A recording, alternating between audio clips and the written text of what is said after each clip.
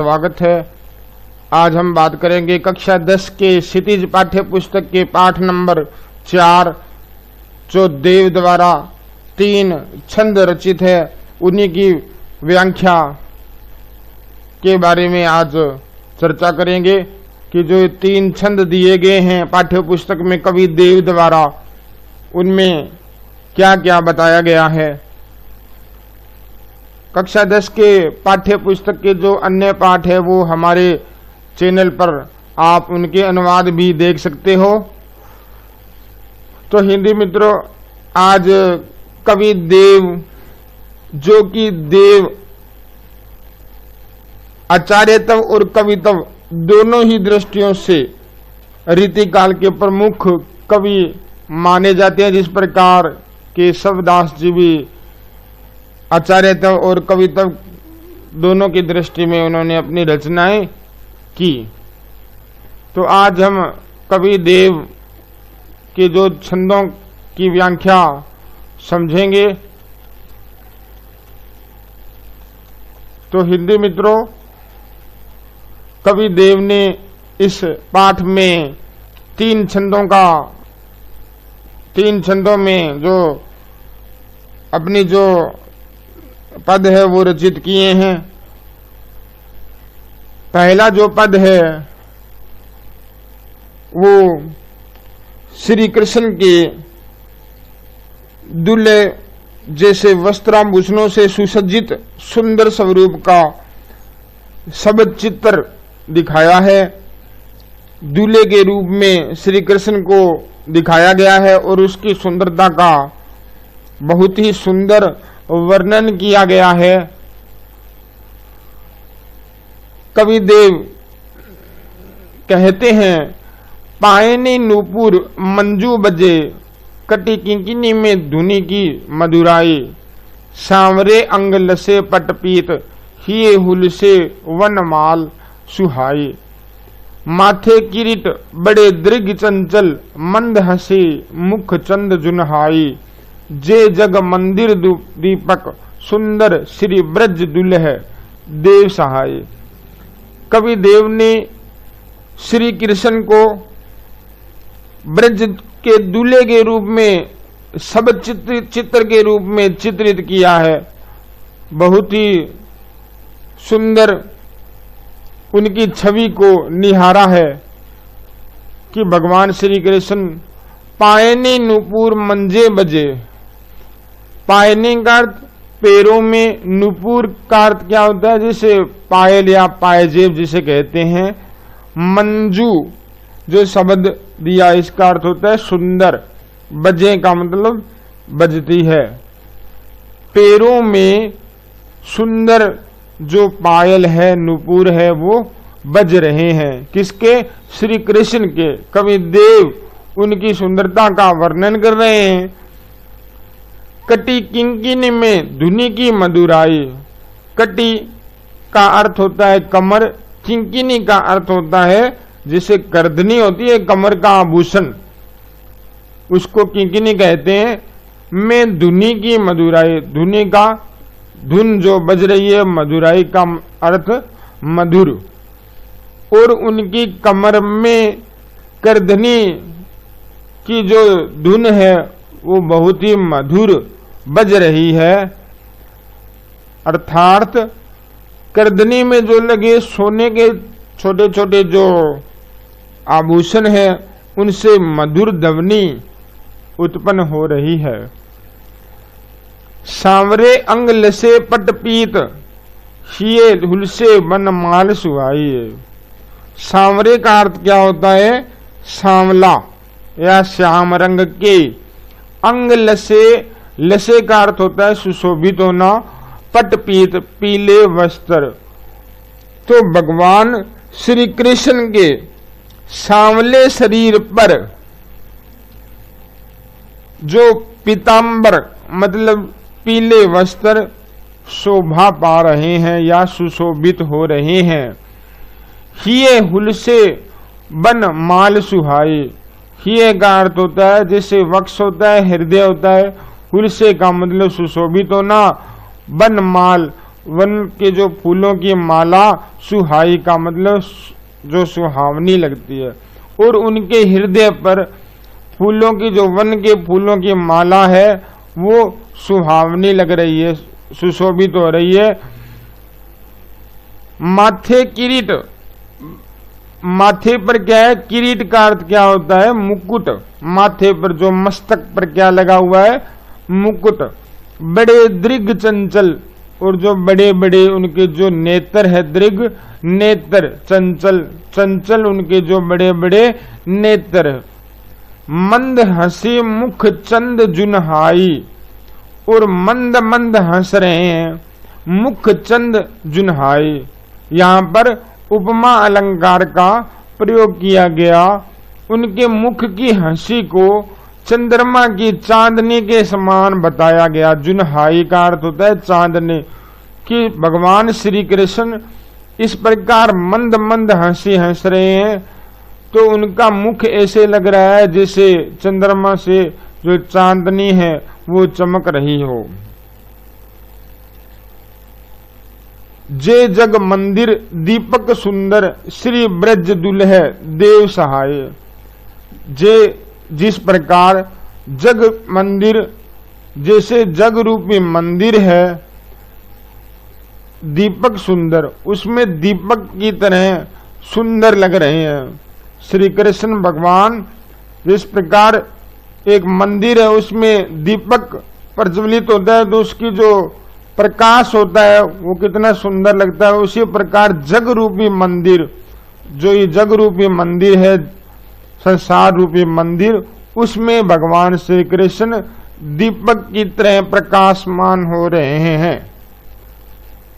श्री ब्रज दूल्हे देव साई, और ऐसे लग रहे हैं जैसे ब्रज के दूल्हे हैं। तो ब्रज के दूल्हे हैं, तभी तो इतनी विशेषताएं, इतनी प्रशंसा की कवि देव ने।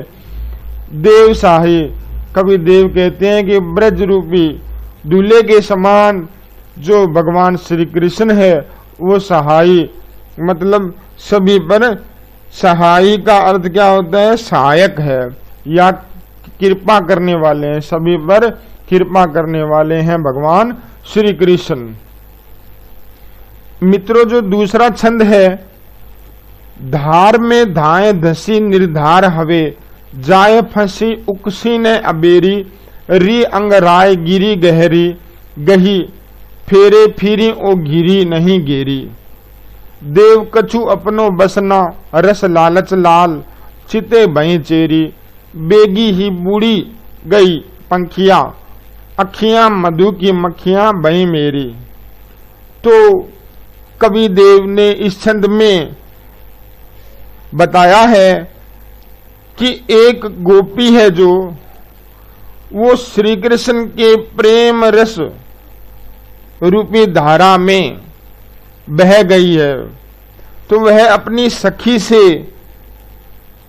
अपनी स्वयं की तुलना एक मधुमक्खी के रूप में करती है और बताती है कि हे सखी, धार में धाए दसी निर्धार हवे। धार प्रेम रूपी जो धारा है, धाए का अर्थ होता है जल्दी से या शीघ्रता से। धसी धस गई हूं, निर्धार का अर्थ होता है बिना किसी आधार के, कि मैं भगवान श्री कृष्ण की प्रेम धारा के जो प्रेम रस धारा है उसमें शीघ्रता से अर्थात जल्दी से बिना आधार ही धस गई हूं या फंस गई हूं।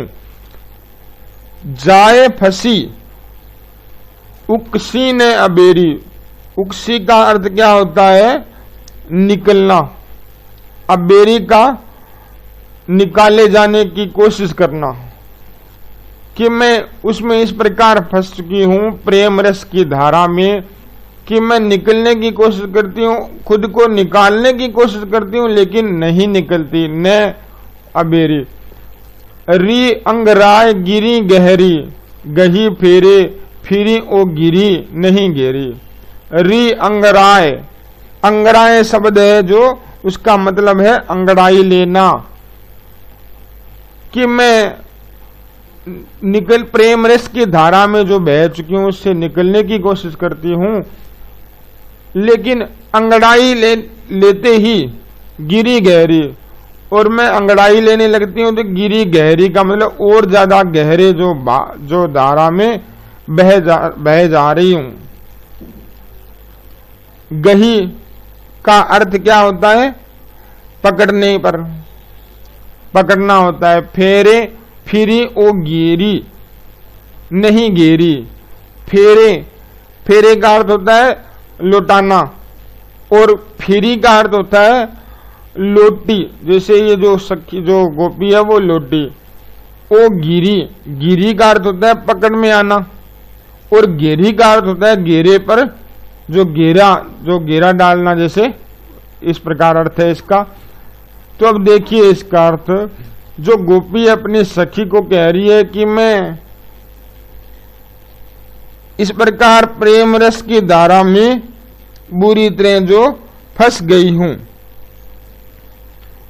तो अब जो मेरी ये आंखें हैं उनकी प्रेम रस की धारा में जो फंस चुकी है, उसको मैं गही का मतलब पकड़कर उसे वापस लौटाना चाहती हूँ। फेरे का मतलब क्या होता है?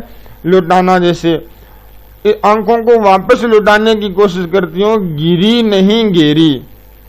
और क्या है कि वह उनको घेर रही हूं, लेकिन फिर भी वो आंखें जो गिर नहीं रही है, कि मैं उनको घेरने की कोशिश कर रही हूं ताकि वो पकड़ी जा सके और वापस उन आंखों को उस प्रेम रस धारा से वापस लौटा सकूं खुद की जो आंखों को, लेकिन ऐसा नहीं कर पा रही हूं। देव कछु अपनो बसना, रस लालच लालचिते भई चेरी। चेरी का अर्थ होता है दासी। देव कछु अपनो बसना, कवि देव कह रहे हैं कि गोपी अपनी सखी को कह रही है कि मेरा तो अपना अब बिल्कुल भी बस नहीं चलता, इन आंखों पर मेरा कोई वश नहीं रह गया है। रस लालच लालचिते भई चेरी, ये तो प्रिय श्री कृष्ण के रूप रस को चखने के लालच में उन्हें देखते ही उनकी दासी हो गई है। चेरी का अर्थ क्या होता है? दासी हो गई है। बेगी ही बूढ़ी गई पंखियां, अखियां मधु की मक्खियां भई मेरी। और तुलना कर रही है गोपी अपनी सखी से कि मैं शहद में डूबने वाली मक्खी की तरह हो गई हूं, मधुमक्खी की तरह हो गई हूं। जैसे बेगी ही बूढ़ी गई, बूढ़ी का अर्थ में होता है डूबना, कि मैं जल्दी ही, बेगी का अर्थ जल्दी ही डूब गई हूं। पक्षियां जो मेरे पंख वो डूब गए हैं। किस प्रकार? जैसे मधु की मक्खियां, जैसे मधुमक्खी होती है उसके पंख है वो शहद में डूब जाते हैं तो वो मधुमक्खी बाहर नहीं निकल पाती शहद से, उसी प्रकार की हालत मेरी हो गई है। और जो इस छंद में अखियां मधु की मक्खियां भई मेरी, कई बार ये पंक्ति एग्जाम में भी आई है, महत्वपूर्ण भी ध्यान रखिए किसकी, किस कवि की ये जो पंक्तियां हैं, कवि देव की। और इस पंक्ति में उपमा अलंकार का प्रयोग किया गया है। अगले छंद में हिंदी मित्रों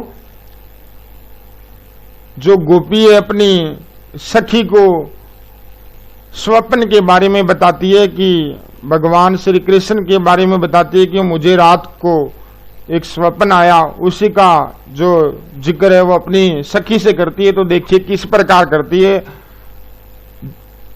जहरी जहरी झीनी बूंद है परती मानो, जहरी जहरी झीनी बूंद है परती मानो, गहरी गहरी घटा गेरी है गगन में। आनी कहो श्यामोसो चलो जुलीबे को आजू, फूली न समानी भई ऐसी हो मगन में। चाहती उठ्योई उड़ी गई सो निगोड़ी नींद, सोए गए भाग मेरे जागी व जगन में। आंखी खोली देखूं तो घन है ना घन श्याम, वे छाई बूंदे मेरे आंसू हवे दृगन में। तो कवि देव ने कहा कि गोपी अपनी सखी को अपने स्वप्न के बारे में बताती है, अपने सपने के बारे में बताती है कि वर्षा ऋतु का समय था। स्वप्न के बारे में बता रही है कि वर्षा ऋतु का समय था। जहरी जहरी झीनी बूंद झिनी का अर्थ क्या होता है? जैसे मंद मंद या हल्की सी बूंदें जो प्रति पड़ रही है, ऐसे मानो इस प्रकार।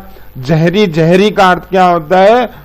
कि जैसे झोंकों के साथ मंद मंद जो बूंदें आती है वर्षा ऋतु में, झंकोरों के साथ, उसी के बारे में कहा गया है कि ऐसी जो मंद मंद झंकोरों के साथ जो बारिश की बूंदें पड़ रही है, ऐसा लग रहा है, मानो ऐसा लग रहा है।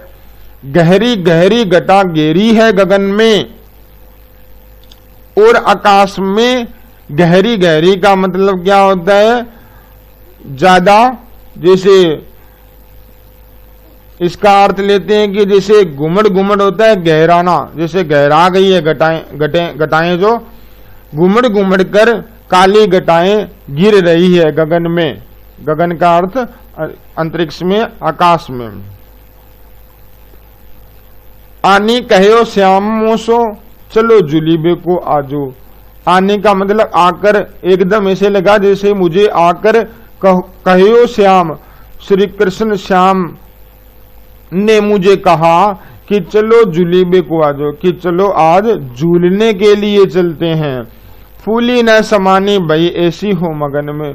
मैं तो फूली नहीं समाई ऐसी बात सुनकर, भई ऐसी हो मगन में, और मैं तो इतनी ज्यादा उनमें मगन हो गई, रम हो गई कि भगवान श्री कृष्ण मुझे आज कह रहे हैं कि चलो झूलने को चलते हैं, तो मैं बहुत ज्यादा खुश हुई, फूली नहीं समाई। चाहती उठी हुई उड़ी गई सो निगोड़ी नींद, और जल्दी से मैं क्या है कि उठ गई। इसी जो प्रकरण में कि भगवान श्री कृष्ण झूलने के लिए कह रहे हैं, तो मैं जल्दी से क्या है उठ गई। उड़ी गई सो निगोड़ी नींद। निगोड़ी नींद जो मेरी जो अभाग्यशाली जो नींद है वो उड़ गई, और मुझे क्या है जाग आ गई। जाग आ गया मतलब जगना, कि मैं जग गई। निगोड़ी नींद। अब निगोड़ी का अर्थ वैसे निगोड़ी विकलांग के अर्थ में होता है, बिना अंग का, मतलब अभागा। इस पंक्ति में कवि ने मानवीकरण अलंकार का प्रयोग किया है। सोए भय भाग मेरे जागी व जगन में, और मेरे जो सोए हुए भाग है, जो सोए हुए भाग है मेरे जागी, मेरे जागने पर व जगन में, तो वो क्या है मेरे जागने पर जो मेरे जो भाग है वो खुल गए थे एक बार तो, लेकिन मेरे जागने पर वो वापिस लुप्त हो गए, चले गए मेरे भाग। काफी अभागी जो खुद को महसूस कर रही है गोपी, कह रही है कि उस जाग जाने ने तो मेरे भाग्य को ही सुला दिया, कि मैं जैसे ही जागी तो वैसे ही मेरा भाग्य सो गया। तो अब देखो कि इस पंक्ति में कि मैं जाग रही हूं और मेरा भाग्य वो सो रहा है, अर्थात विरोधाभास जो अलंकार का सुंदर प्रयोग कवि ने किया है। आंखी खोली देखा तो घन है न घनश्याम है। जब आंख खुली जगने पर तो देखा न तो घन है, घन का अर्थ बादल है, और ना घन श्याम मतलब भगवान श्री कृष्ण है, दोनों में से कोई नहीं है। वे छाई बूंदे मेरे आंसू हवे द्रगन में। द्रगन का अर्थ क्या होता है? आंखों के बारे में, आंख जैसे आंखों में, कि जो बूंदे मुझे लग रही थी जैसे बारिश की जो पड़ रही थी, वो अब क्या है कि आंसू हवे द्रगन में, और वो आंसुओं के रूप में मेरी आंखों से बह रहे थे। वो तो सपने में थी बूंदे जो वर्षा की हो रही थी, यहाँ पर जो वास्तविकता थी कि अब आंसू के रूप में वो बूंदें बह रही है मेरे आंखों में से। तो कवि ने बहुत ही सुंदर वर्णन किया है इस छंद में। भगवान श्री कृष्ण के संयोग और वियोग दोनों श्रृंगार का वर्णन किया गया है इसमें गोपी द्वारा। तो हिंदी मित्रों, आज का जो पाठ यहीं समाप्त होता है।